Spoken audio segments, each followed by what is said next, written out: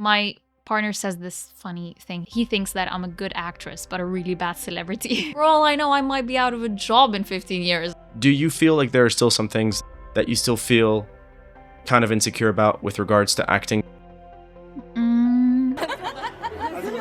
From, a family who's been in this industry for a while, I think there's a pressure by the entire community in the industry for you to keep producing. It's a mental struggle, and it's just kind of like, what boundaries are you willing to put with yourself? For those people who don't know, your father is a celebrated screenwriter in Egypt, correct? Have you ever had haters who have reduced any kind of success you may have had to nepotism? It's what you grow up with. It's what you know. I feel at the end of the day, we all want to be seen. And hopefully, just as much as we want to be seen, we understand other people's need to be seen. There seems to be the problem of censorship. Is that still, prevalent in Egypt? Very big questions, and I will proceed with caution. El-Ghety, hello. Hi. How are you? Well. Congratulations on your engagement. I saw that. Thank you. How long have you been now with your partner? Your fiance? Yeah. Apologies. That's okay. We still mix up sometimes. A little over 2 years. Nice. How was it with the family, him being white from another culture? Damn. Okay, you're going straight into it. I think my family are pretty chilled. Well, my dad is he's and I'm not saying anything, but my dad is quite intellectual, and he reads a lot, and he's very worldly, and he has had a lot of friends who are mixed couples. So I think if you're not exposed to that, you might have some conservative views. But I think, I guess I am lucky, because I can always say, well, uncle so-and-so and auntie so-and-so are married to foreigners. So that came in handy. Well, your dad sounds like a cool guy. Was Naguib Mahfouz like a god at home? Oh my God, why? That's a very random thing to say. Why? Because isn't he like a Nobel Prize author? Oh, I thought because it's very funny. Because my dad actually has used to be buddies with Naguib Mahfouz, and they have this. Hold on, let me see. I have this picture of my dad smoking with Naguib Mahfouz. I think maybe on the day he got the Nobel Prize. That is insane. Hold on, let me get that picture for you. This is actually very funny, because we also have my pictures of my dad with Naguib Mahfouz. They used to be obviously my dad was a much young journalist a very young journalist at the time. Wow. And him and a group of other journalists were also friends with Naguib Mahfouz, and they used to go get coffee together and stuff. That is incredible. I just finished reading his short story collection. Incredible writer. I think the very first, one of the earliest books I've read were Radubis, which is not like the rest of his work. But hold on, do you want to see the picture? I absolutely want to see the picture. You got it? Yeah. Oh my goodness. Your father is so cool. What the hell? Thank you. I wish I was that cool. Look at this guy. The father and the legend, Naguib Mahfouz. I feel like I need to get him on this pod as well. Yeah. There you go. You probably love it.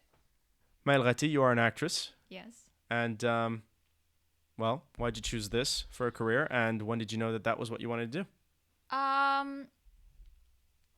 Why did I choose this for a career? Well, I've already been acting long before I decided I want to do this for a career. So I was already I think I've done a few things with the Egyptian television, Television al-Masri. And so in 2004, I did this children's show kind of thing called the Shabaka al-Mashoura. And then I went on from 2006 or 2007 to 2009. I did a couple of shows and a film. Right. And it wasn't until 2011, I think, where I got cast for this children's musical as the lead, where after 6 months of rehearsals, on the preview night, I realized, this is what I want to do. I do want to be an actress. So I think, I'd already been doing it before I kind of realized I want to make a career and a life out of this. Wow. So musicals is what converted you. Yeah, and I haven't done one since. Have you seen Wicked? I haven't, but there's a lot of hype around it. I am looking forward to doing it. It's pretty dope. Yeah. Definitely recommend. Yeah. So how did you not confuse that with singing? Why did you say, okay, I don't want to be a singer? I actually did want to be a singer. Like, You did want to the be a singer. reason I got cast for this is because I was taking singing lessons in the Cairo Opera House. And it's funny because me and my fiance just went to this opera performance. And all the cast were trained by Nancy Ajram? no, by the instructor that I was, My hero? the professor, the same professor. And I was like, this could have been my future. I could have just been an opera singer. And yeah, I just kind of like went a different direction from there. Fair enough. Yeah. And you knew straight away that it was going to be film, not theater. I think I started getting more auditions for film, and then I kind of realized, I mean, although I think theater is in its own way can be much more difficult than filmmaking, but I think I found my passion with films.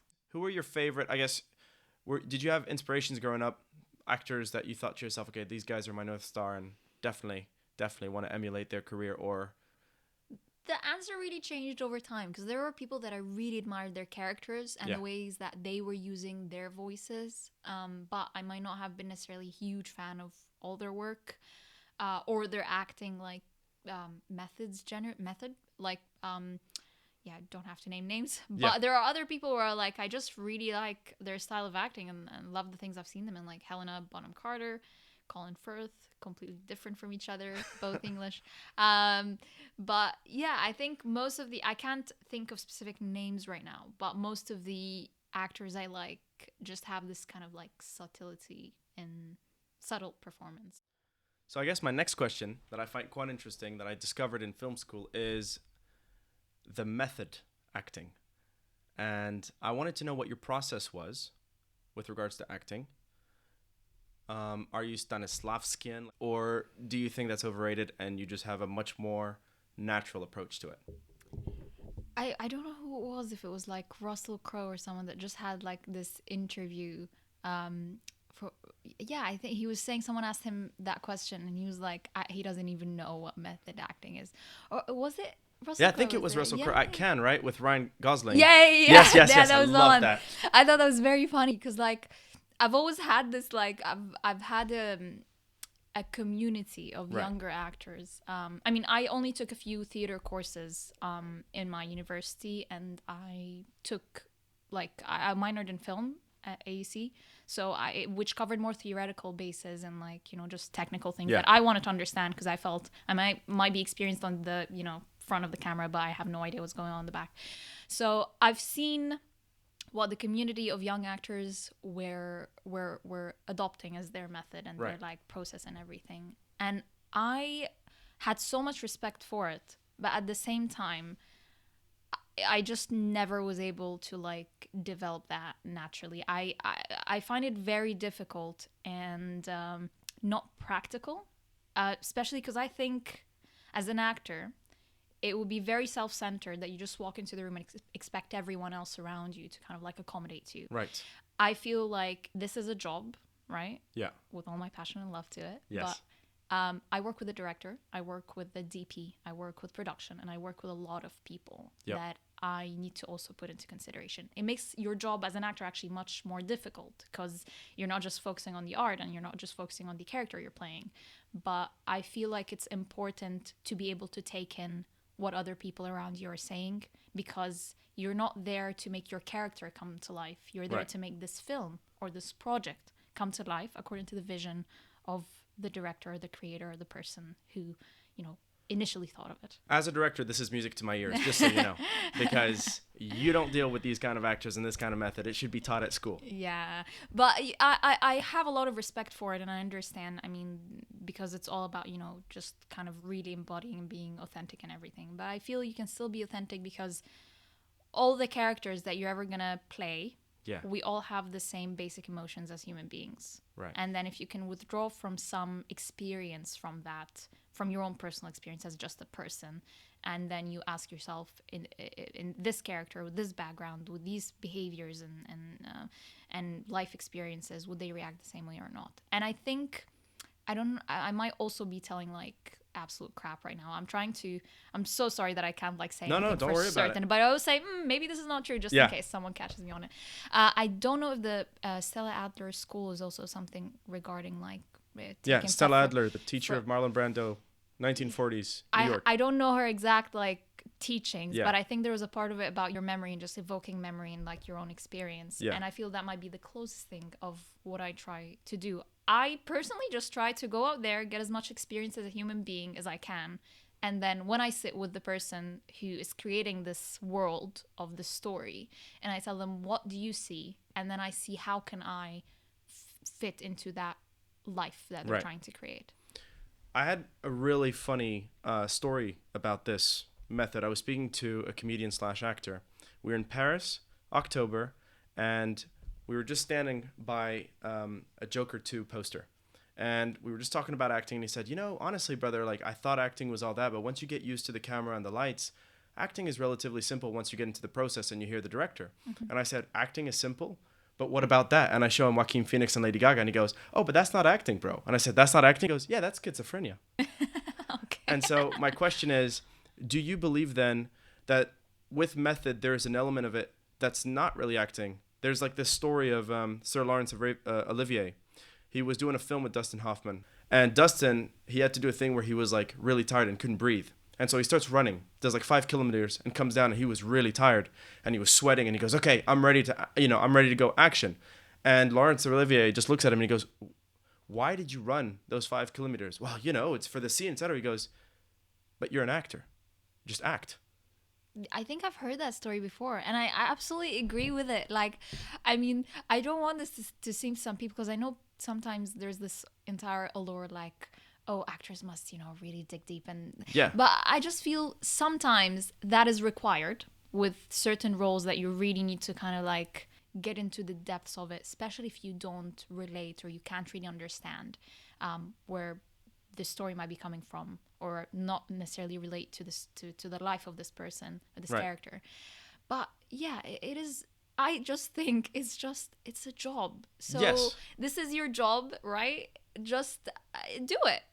And it might come easier to some people in certain circumstances and might not to other people. But I just think it really depends on the character. Some characters you can easily do. They not because they're easy, but because they relate to you. You've been them. You've lived their life. And others might require a little bit, those extra few laps to get to that point.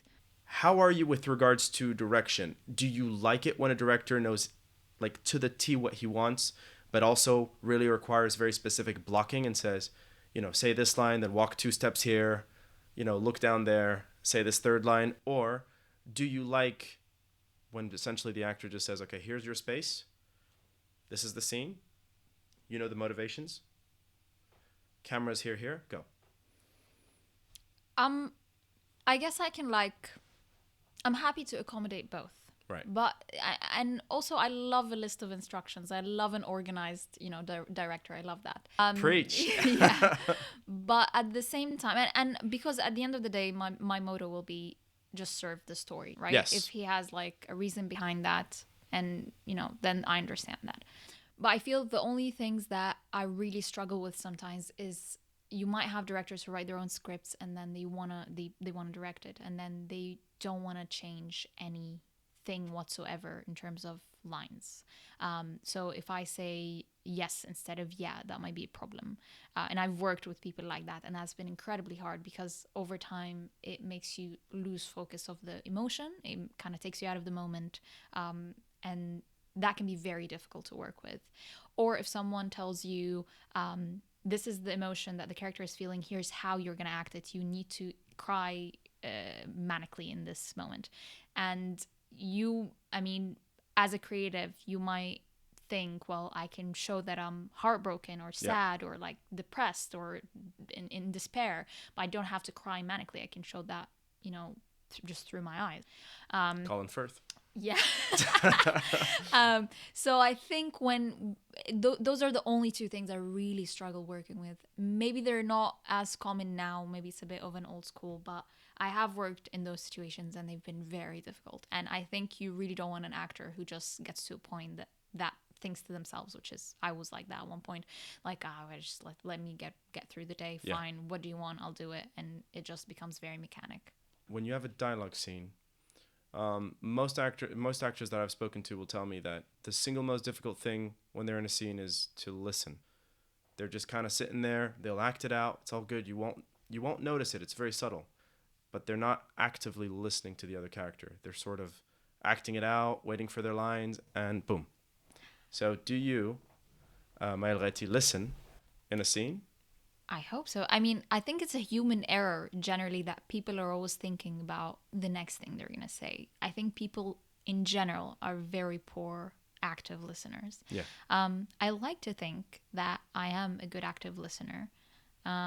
Sometimes I think I even forget what I was meant to say because I was actually listening to the other person. Awesome.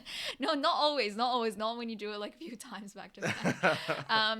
I think one of the things you learn is sometimes someone might ask or phrase a question differently, as you know, the character, Yeah. and then your character can't respond. Like, for instance, you can't be someone can say, oh, when am I going to meet you at this place? And then you say, oh, you're going to meet me at this place, blah, blah. They've already said the place, so you can say around this. Oh, so it might deviate from what the script says, but you must be able to listen to kind of respond appropriately to what the character said in case the other actor changes anything. And did you learn all of this on the job? Because obviously you said that, you'd done some lessons of theater and theory of acting, but clearly you're quite, one would hope, very knowledgeable in your craft.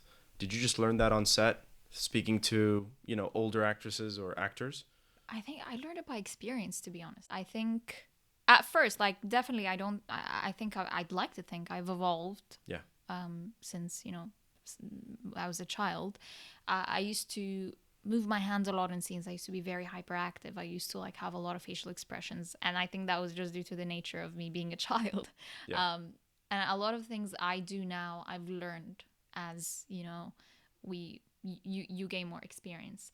There are a lot of other things that actors also have to pay attention to that they don't really teach you or tell you. Like, I'm trying to translate in my head how to say it, but like you need to make sure to not, like, for instance, in a scene you need to make sure that you're not cutting the other actor's light, for instance, if there's a light coming from behind you, so you need to be very conscious. You're also in your mark, you need to, so you're not blocking the camera. There's a lot of small things I feel like you learn on the job that nobody tells you, like in acting school necessarily, but you need to be able to fit into that environment. You're there to serve that environment, not the other way around, in my opinion.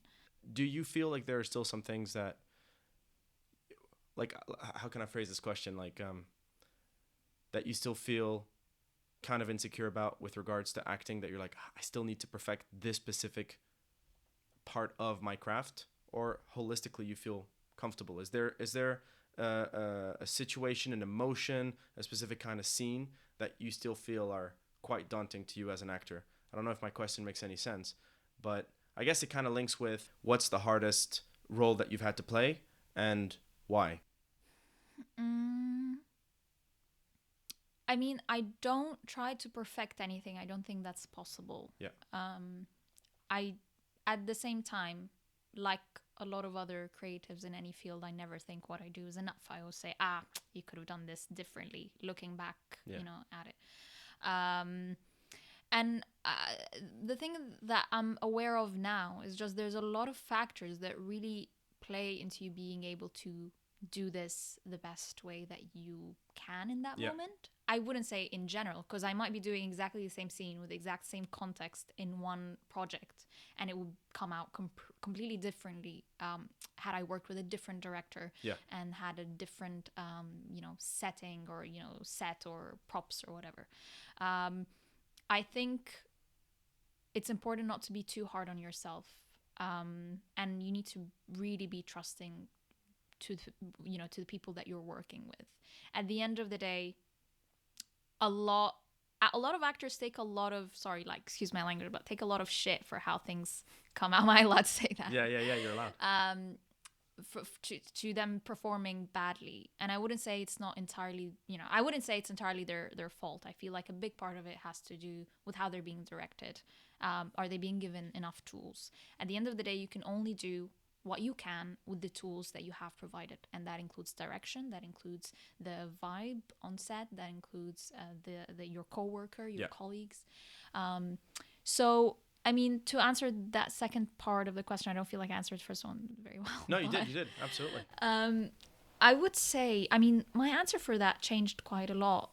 But I would say most recently, this film I did called Kamla, and it was actually like an independent film. It wasn't like a big production or anything. Yeah.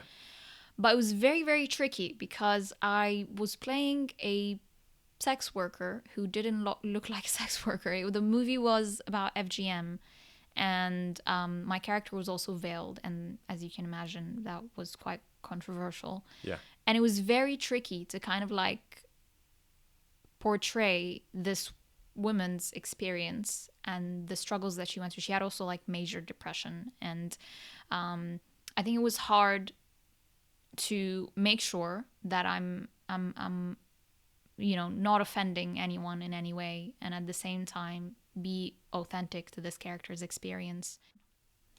Has psychology, because you mentioned that you studied psychology, helped you in any way, shape, or form with regards to your approach to acting? Yeah, absolutely. I I think it helped me perceive everyone as normal. I don't perceive characters as abnormal, even the ones that might be completely societally unacceptable or seem quite different. I don't see anyone as abnormal anymore. I think it really helped me, with theories of personality, understanding childhood psychology. Why do people's insecurities develop? What traits may accompany that? How do their attachment styles are created, and how does that impact their relationships and their community, and how they carry themselves in the world, and why they choose to do the things that they choose to do.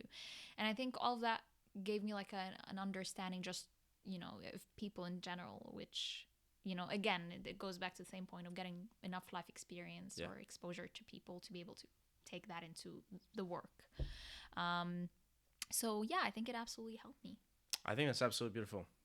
And I completely agree. Because, I mean, have you ever met anyone who is normal? Like, how would you define normal, really, if you think about it? Yeah, I don't think there's a definition of normal, really. We're just all trying to get by. Exactly. And also that leads into how the world's favorite villains are always the ones that have, I guess, motifs that we can completely identify. Like, that we can empathize with.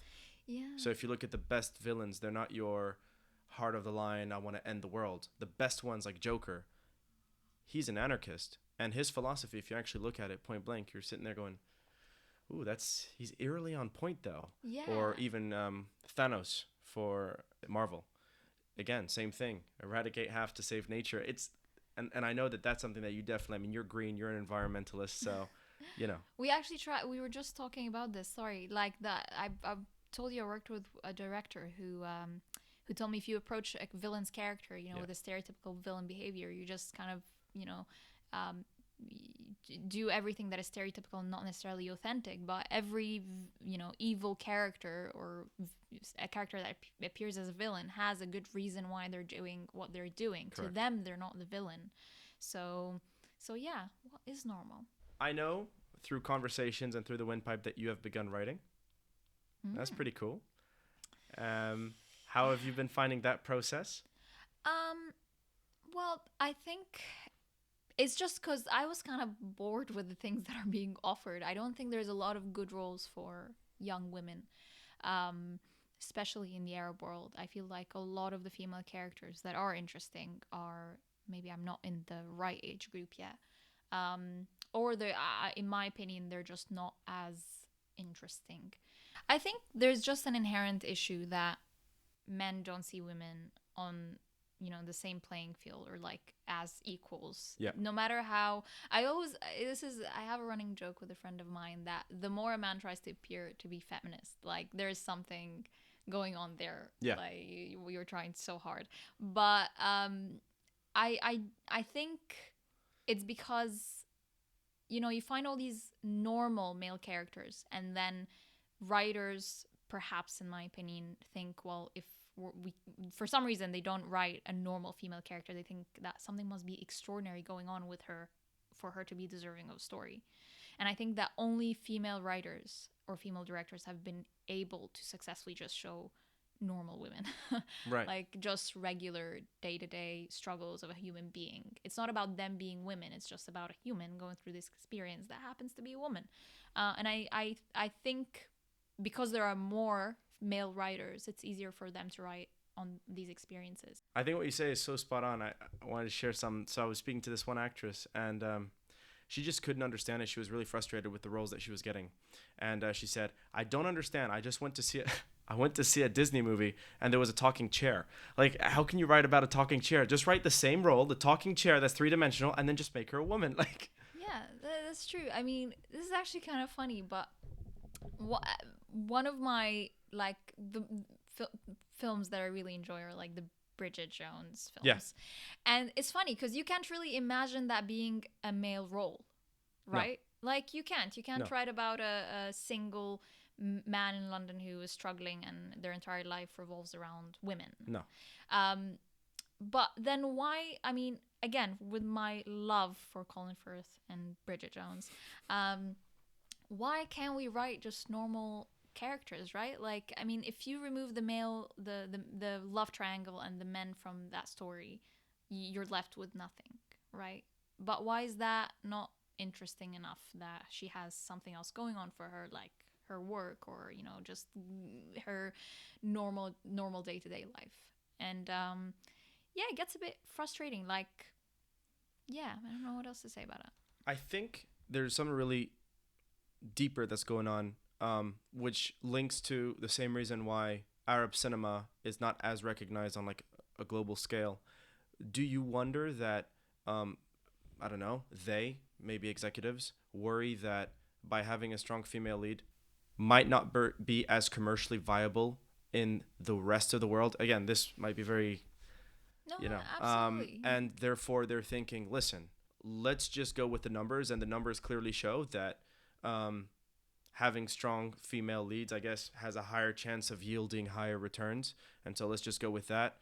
I don't know. I'm just wondering if maybe that's also it kind of links I to don't think this is what happens. I think they do follow the numbers and they're like, what do people want to see? And this is yes, exactly what we're going to give them. I don't think there's like any scheming behind it. I think if they get an interesting script with an interesting storyline that they think might, be more than this is also like because I'm having a lot of thoughts as we're talking yeah, here. I think I honestly don't know if having a very good script with a female lead versus having a very poor script with a young male lead, which one would get picked up. And I have a sad sensation that the male one would probably be picked up. But I think this again goes to a larger topic, which is the deterioration of films generally in the world. right. Like even the cinemas that we used to say, oh, they're like top leading films in the world. I don't think stories are interesting anymore.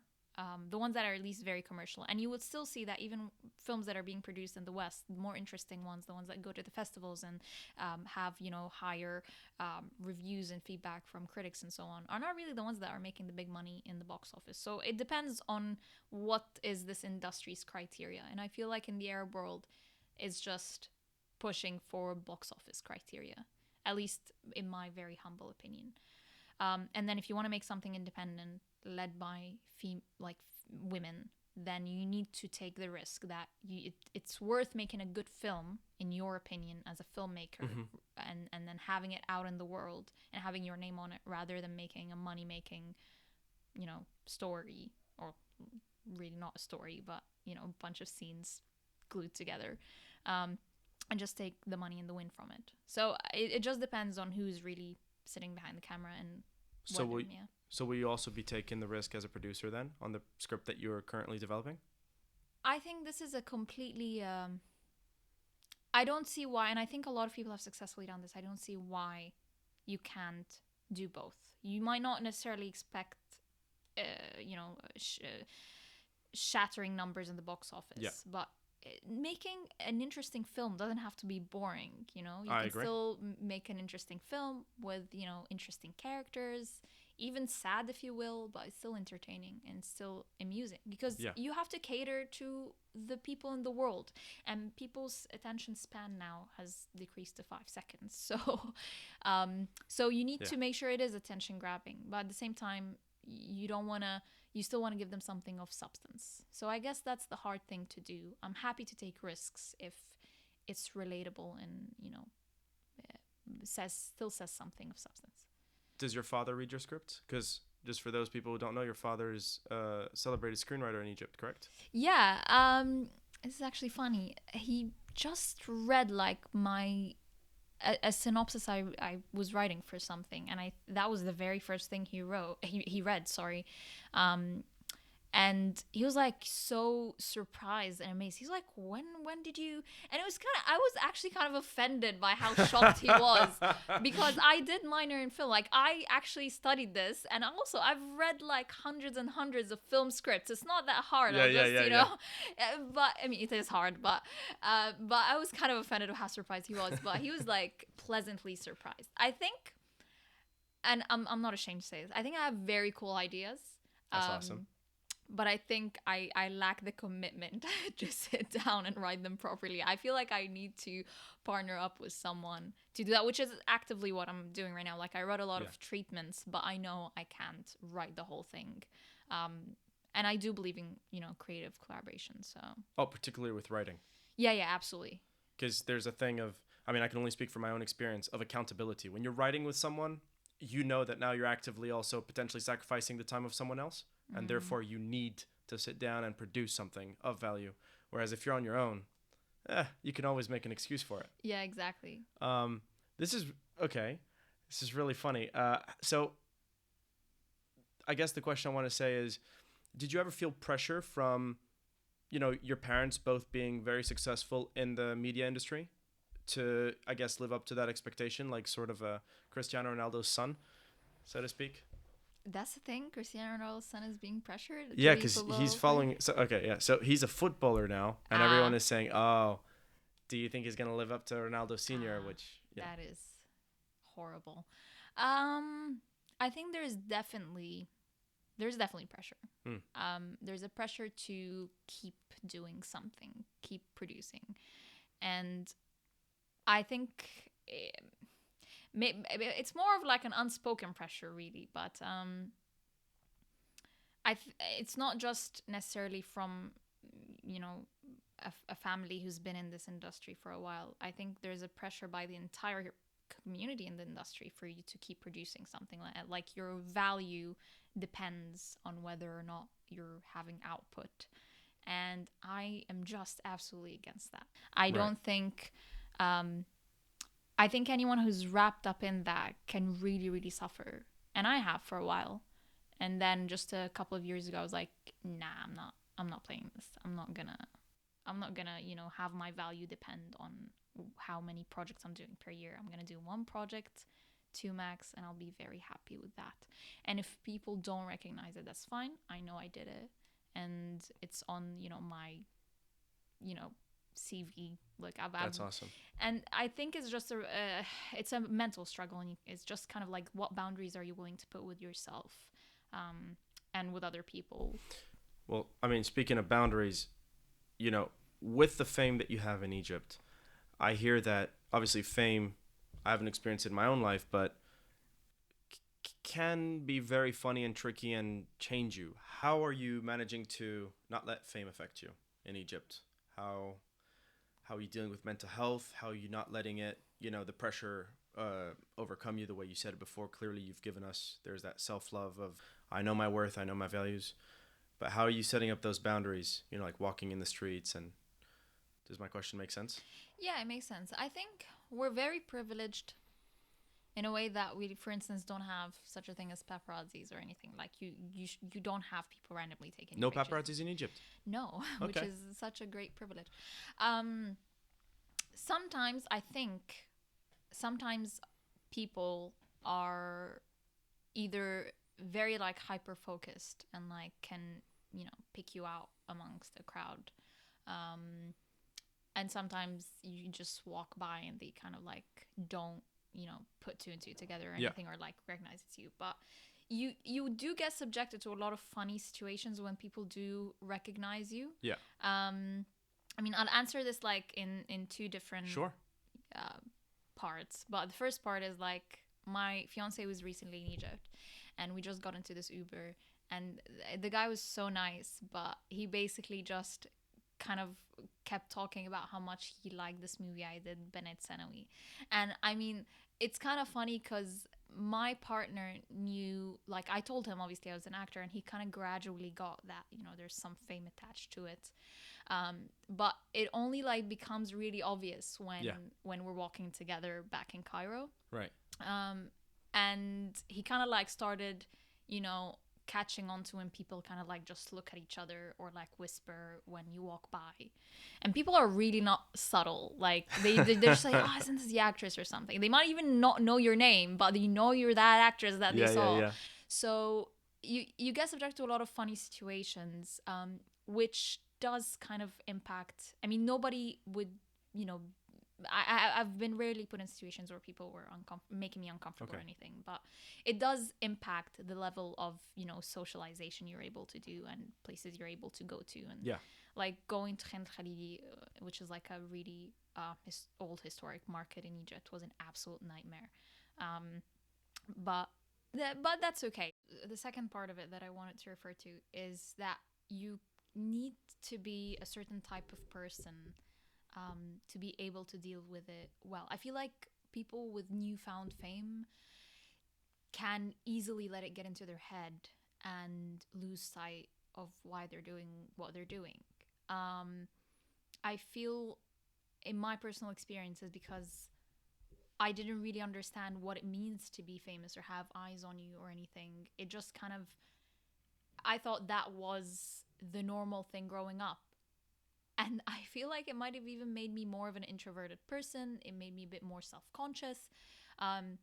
So it kind of went the other way. Like, I don't feel like at any point, which happens to a lot of artists, and it's fine. And I hear it, you know, repeated in my inner circle, like, oh, they're having their ego trip now. And I'm not to say that I wasn't a bit difficult at times, but it was always for like, I'm just having like, I can't keep up with exams. I can't keep up with this. So I was being difficult to work with because I was just very stressed. Yeah. But I think with me, it caused a lot more insecurities and fear. And especially because I like to just be comfortable, and I like to just be in my element, and I like to be a hermit. I like to just stay at home and, you know, with a blanket, and which is not the type of person that you're expected to be if you're a celebrity. You're expected to go out, you're expected to network and socialize and do this and this and this. And it was too fast paced and it's too intense for me.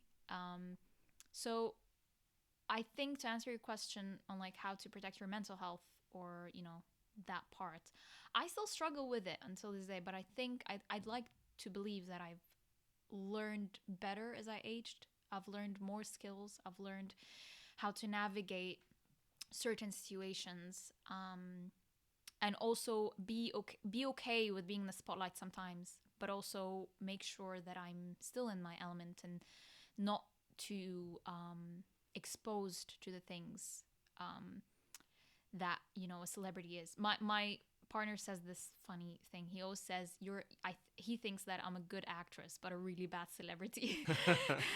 Like, it's like I want to show up, do the job, and then I'd like to not do the premiere red carpet bit. Like, I'd like to, we have a saying in Arabic, like اعمل الحاجة وارميها للبحر, like do the thing, well, and just throw it to the sea. So that's just my personal experience. So how do you like, the reason I ask this is because obviously this is the hotbed at the moment in terms of, you know, conversations that are being had and the relationship between mental health and social media. And obviously with social media, you're massive. So how do you not let, I guess, comments and the high from all of the likes that you can receive from photos not affect you? How do you detach yourself? Because you have a considerable amount of following. Yeah, I wouldn't say I'm massive. I think it's because, like, when compared with other young celebrities who are very active on social media and they're posting and they get like maybe 10 times more likes or attention than I would. And honestly, like, I'm amazed that I still have somewhat of a following that's been kind of stable. Like, it's a very slow growth. Um, when I'm not even posting that much, I'm not very interactive on social media. My manager keeps complaining about that. Like, no, you need to post more and everything. And and she's completely right. You need to stay kind of active. Um, but I just feel like I would never go out and just, hey, I'm going to create content to post. Yeah. I'm not going to do that. If there's something a picture that was taken and then I can post it, that's what I'm going to do. I don't think it takes any amount like of thinking I don't want it to take any space of my thinking. Right.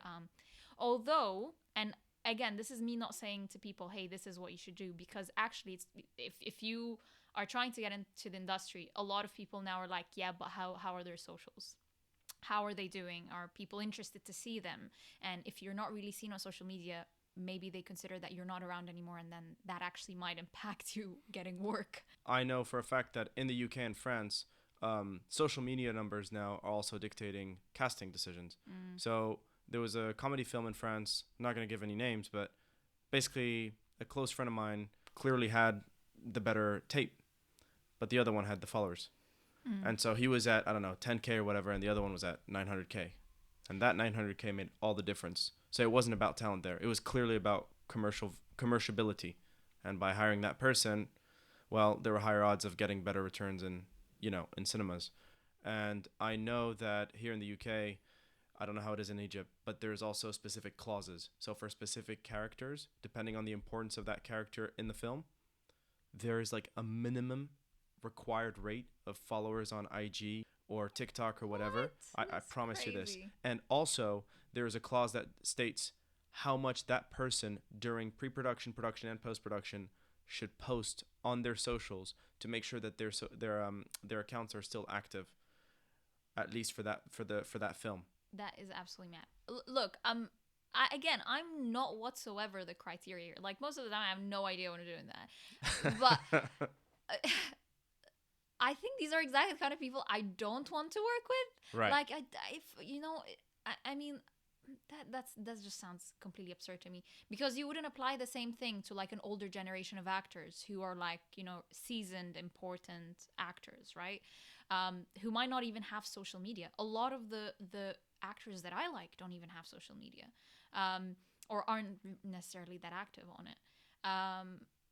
But it just depends, I guess, on where you see your career and where you want to take. And there's no shame whatsoever. Like, just pick a lane and go for it. And by the way, it's not an obligatory, like, you're not obligated to continue that lane. If you want to switch at any point and just be off social media or on it, you can do that. You do whatever you want with your career. I feel like the film industry generally, since its conception, has been continuously evolving and changing. Yes. The criteria in the 1960s and 1940s is not the same as it is now. I don't know what's going to happen in 20 years. There's an AI evolution. Yeah. And there's an AI revolution, not evolution. Oh, trust me. And it's still, there is an evolution. But I mean, you have no idea. For all I know, I might be out of a job in 15 years. I mean, and me both.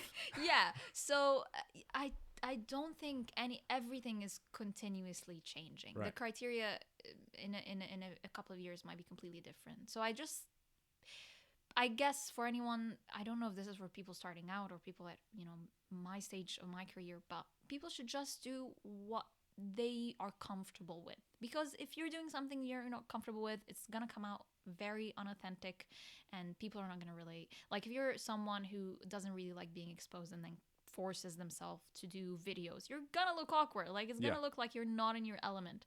I'm talking about myself. So I can't do this where, like, everyone's like, you should post more reels. I can't even take a decent picture with my phone. Like, yeah. So I think it's just people should just do what they're comfortable with.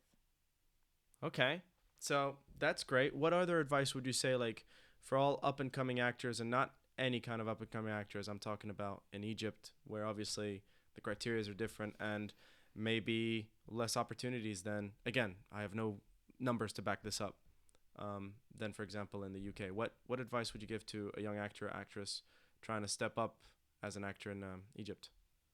I don't even know if my opinion is of any value, because I feel bad for anyone who's trying to start out. I mean, when I started, first of all, Thank you, mate. I started out as a kid. There was absolutely no pressure to even post on anything. Like, social media was not that big, and I think there is actually a statistic that in our day and age, people should fact check this. Yeah. Okay. In our day and age, we have the largest number of famous people on planet Earth, like, than there has ever been. Because back in the day, it used to be like celebrities were musicians, actors, like certain social personalities, but you didn't have influencers. That's like a new thing, right? So I feel bad if someone is under all this pressure. And I feel, honestly, there's just the key word that I think is more practical is networking. Like, meet people, talk to people, call people, DM people. And, if there's an opportunity to audition for something, go ahead and do it. And I think this is the best way, because sure, there might be some companies that are like, hey, you must have this amount of followers. But I mean, I have no idea, but I really hope that's not the case for most of them. At least in the Egyptian industry, I don't think that's a clause that someone said. It might make more casting directors biased or want to hire a certain person in a specific role because they do have that following. But I don't think it's the dominant criteria in my personal experience. Like, I've not sat in a room where we were doing like table rehearsal and I've heard someone else say, oh yeah, we hired them because they have this number of followers. So network, talk to people. Yeah. If there are directors you want to talk to, try to reach to them directly if possible.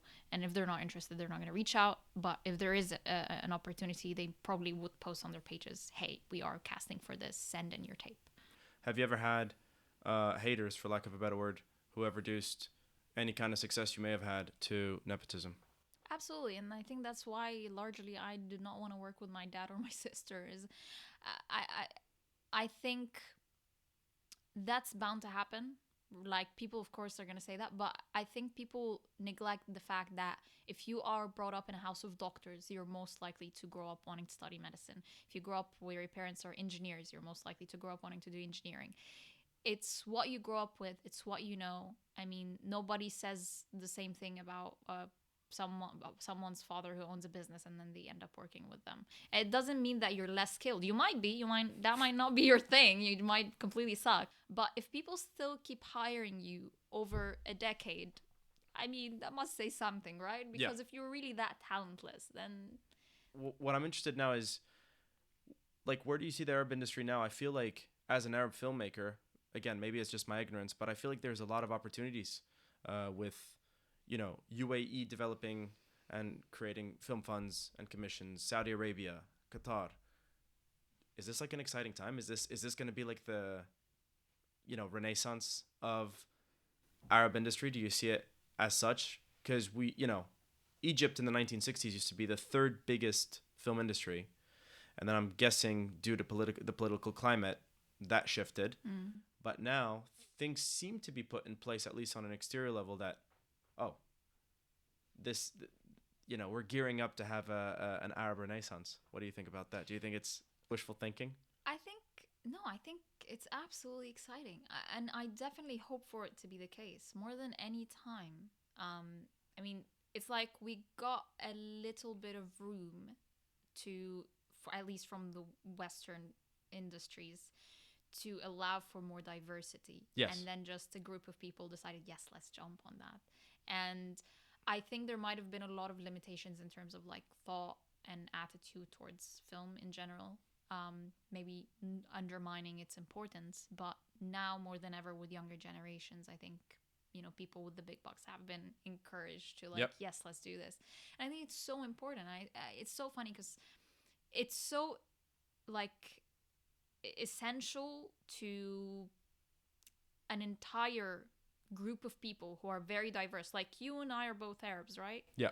I wouldn't understand you if you spoke in Arabic, right? Like, we have completely different dialects. Absolutely. But we get grouped in the same place. Yes, Yep. they're and you're talking about two different continents, right? Like, correct. But still, we get grouped into the same group of people. And I feel film is so essential to kind of show our diversity, show the differences in language, our different stories, different heritage. the Egyptian heritage is nothing like the Moroccan, Tunisian, or like Algerian heritage, and I feel like they're also, rich and interesting, and have so many incredible stories because of the political climate. And this is the chance to do that, and I'm very excited for that. I want to be in pan-Arab projects. I want to be able to work with directors and filmmakers from a different background than me. It's so important. Like, everyone else in the world has been doing it. Why can't we? Absolutely, absolutely. Um, I think we have shared friends, May, and these shared friends are directors, writers, and one of the things, at least for Egypt, that at least they've told me is still kind of a blockage, even though there seems to be a lot more financing for these films. Mm-hmm. Is there's financing, yes, but it seems to be for a specific kind of storytelling, because at least in Egypt, and I'm sure that in Morocco it's the same, there seems to be the problem of censorship still. Is that still like prevalent in Egypt? And like, how do you see that evolving? Do you see that essentially dying away? And has it gotten better since the Arab Spring in 2011, essentially, which was all about opening up and, less censorship? Very big questions, and I will proceed with caution. I'm giving you a heads up. I'm gonna be very diplomatic. Sure. I can't speak for issues on censorship Yeah. particularly. I can only speak from experiences where I've been in projects, or friends have been trying to push for certain projects that might have had a lot of comments and like blocks to, no, this can't come out. And I don't really understand the reasons why, but if to answer the question more directly, do I think it's going to be dying out? I certainly hope so, and I think now that, as much as there's unity in the idea that, hey, Arab filmmaking is kind of rising, I think that will also create a very spirited competition. Yes. I think that we're going to be, as a film institution, worried about the competition and want to challenge it, and that might open up a little bit of leeway to tell more daring stories. That's a fantastic answer. I thought it was incredibly insightful. I had not thought about it that way. Indeed. See? Capitalism, kids. That's the answer to, an alleviation of censorship. Wow. Okay. I get a sense that you're incredibly energetic, very wise, and I want to know where you get the energy, where you get the confidence. For anyone who's listening, and myself included, actually, I think I figured there's a lot I can learn from you. Where do you get it from? Because you're trying to sell yourself as someone who, no, I like to be in my bed. I like the gloomy weather. I like, Helena Bonham Carter. But what I'm receiving is, let's go. Let's do this. Come on.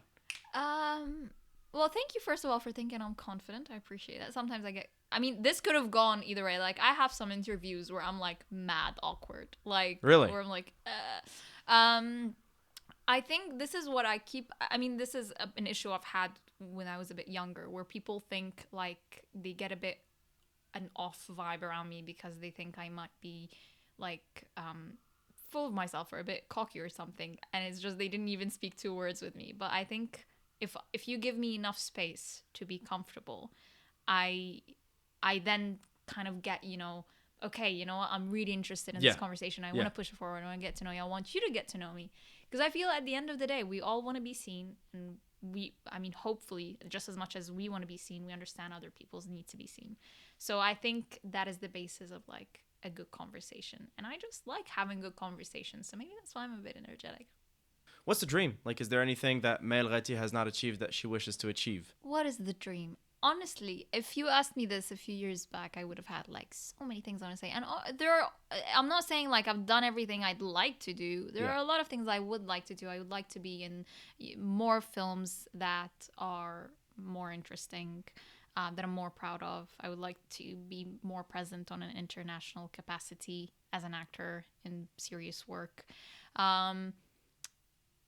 But I feel like I've just reached a place, and I don't know, again, this is not like the example to lead by, because I might be very passive and I don't want people to do that with their lives if they don't want to.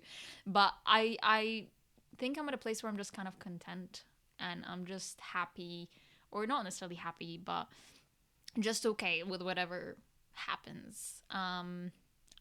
I think the only thing I want to do with my life, if we're getting that existential, is I want to be a source of happiness in any capacity to someone. If when I was 11, I watched some movie or film that made me feel like someone understands what I was going through. And although that might have made me cry with this character, like, just have a mental breakdown and feel like I'm not judged because this other character is also having that.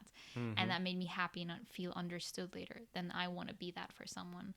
I just want people to be comfortable with who they are and with their feelings. And if I can be in any capacity, whether as an actress or a therapist or anything to people, then that's what I want to spend my life doing. And however that happens doesn't really matter. That's wonderful.